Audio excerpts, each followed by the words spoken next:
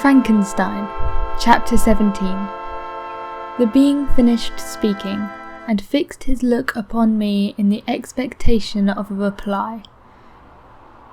But I was bewildered, perplexed, and unable to arrange my ideas sufficiently to understand the full extent of his proposition. He continued, "You must create a female for me, with whom I can live in the interchange of those sympathies necessary for my being. This you alone can do, and I demand it of you as a right which you must not refuse to concede."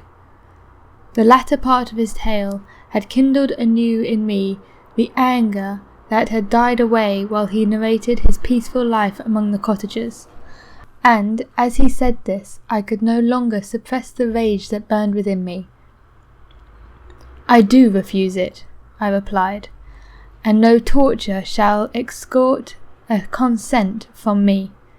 You may render me the most miserable man, but you shall never make me base in my own eyes. Shall I create another like you, whose joint wickedness might desolate the world? Begone, and I have answered you. You may torture me, but I will never consent." "You are in the wrong," replied the fiend, "and instead of threatening, I am content to reason with you. I am malicious because I am miserable. Am I not shunned and hated by all mankind? You, my Creator, would tear me to pieces and triumph. Remember that, and tell me why I should pity man more than he pities me. You would not call it murder if you could precipitate me into one of those ice rifts and destroy my frame, the work of your own hands. Shall I respect a man when he condemns me?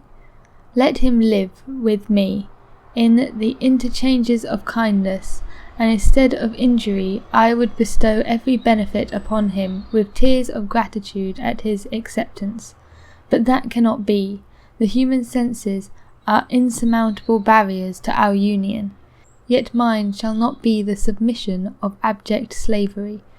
I will revenge my injuries, if I cannot inspire love. I will cause fear, and chiefly towards my arch-enemy, because my Creator, do I swear inextinguishable hatred. Have a care. I will work at your destruction, nor finish until I desolate your heart, so that you shall curse the hour of your birth." A fiendish rage animated him as he said this. His face was wrinkled into contortions too horrible for human eyes to behold, but presently he calmed himself and proceeded. "I intended to reason. This passion is detrimental to me, for you do not reflect that you are the cause of its excess.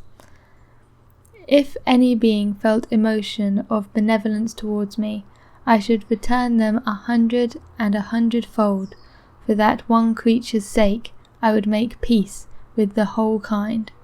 But I now indulge in dreams of bliss that cannot be realized. What I ask of you is reasonable and moderate. I demand a creature of another sex, but as hideous as myself. The gratification is small, but it is all that I can receive, and it shall content me.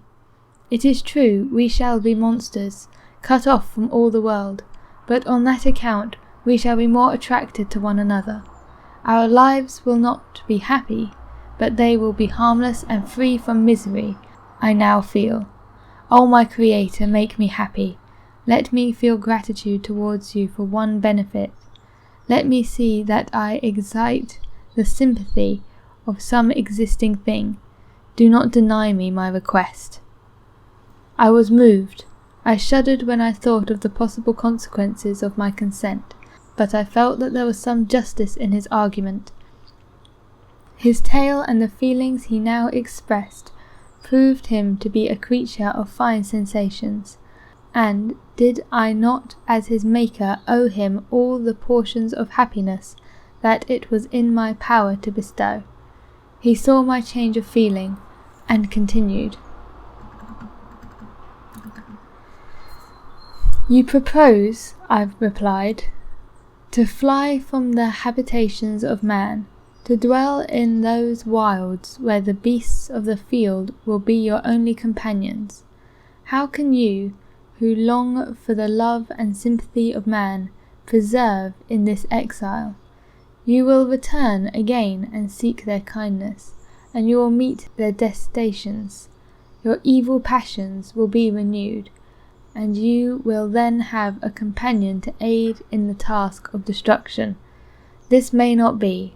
Cease to argue the point, for I cannot consent. How inconstant are your feelings! But a moment ago you were moved by my representations, and why do you again harden yourself to my complaints? I swear to you by the earth which I inhabit, and by you that made me, that with the companion you bestow, I will quit the neighbourhood of men, and dwell, as it may chance, in the most savage of places. My evil passions will have fled, for I shall meet with sympathy. My life will flow quietly away, and in my dying moments I shall not curse my Maker. His words had a strange effect upon me. I compassionated him, and sometimes felt a wish to console him, but when I looked upon him, when I saw the filthy mass that moved and talked, my heart sickened, and my feelings were altered to those of horror and hatred. I tried to stifle these sensations. I thought that, as I could not sympathize with him, I had no right to withhold from him the small portion of happiness which was yet in my power to bestow. You swear, I said, to be harmless, but have you not already shown a degree of malice that should reasonably make me distrust you? May not even this be a feint that will increase your triumph by affording a wider scope for your revenge? How is this? I must not be trifled with, and I demand an answer. If I have no ties and no affections, hatred and vice must be my portion. The love of another will destroy the cause of my crimes, and I shall become a thing of whose existence everyone will be ignorant. My vices are the children of a forced solitude that I abhor, and my virtues will necessarily arise when I live in communion with an equal.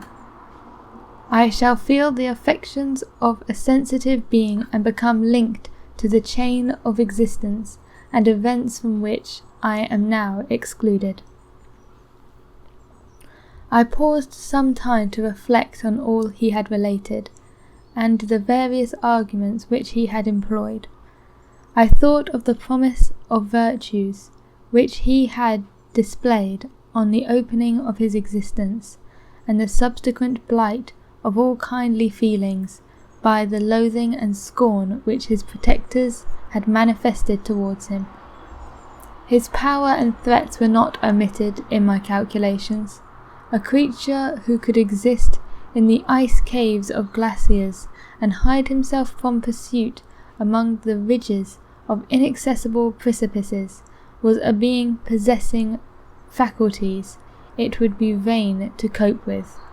After a long pause of reflection, I concluded that the justice due both to him and my fellow creatures demanded of me that I should comply with his request.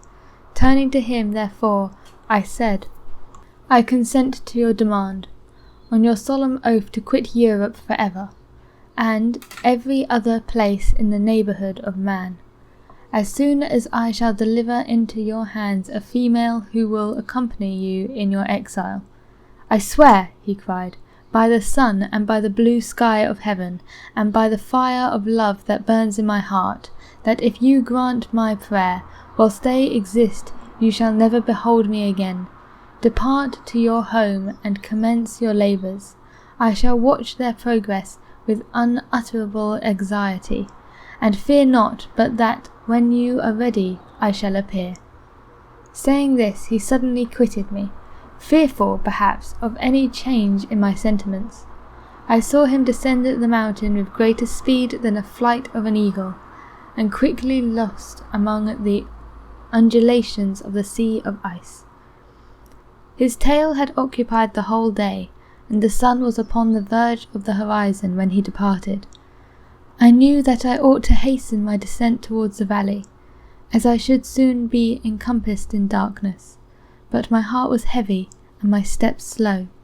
The labour of winding among those little paths of the mountains and fixing my feet firmly as I advanced perplexed me, occupied as I was by the emotions which the occurrence of the day had produced. Night was far advanced when I came to the half-way resting place, and seated myself beside the fountain. The stars shone at intervals as the cloud passed over them. The dark pines rose before me, and every here and there a broken tree lay on the ground. It was a scene of wonderful solemnity, and stirred strange thoughts within me.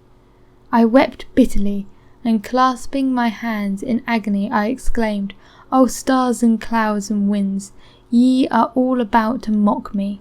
If ye really pity me, crush sensation and memory.